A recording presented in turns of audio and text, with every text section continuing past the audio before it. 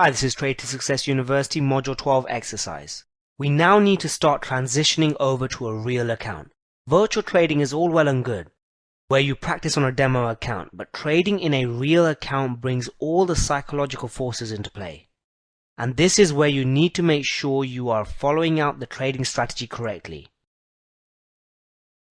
This means that there is yet another level of practicing that needs to be done.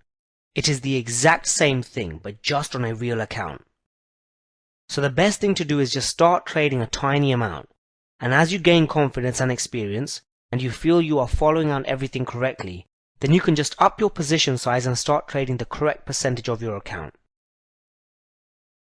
I advise slowly increasing to this level, so you are comfortable with the risk and psychologically comfortable trading at this level.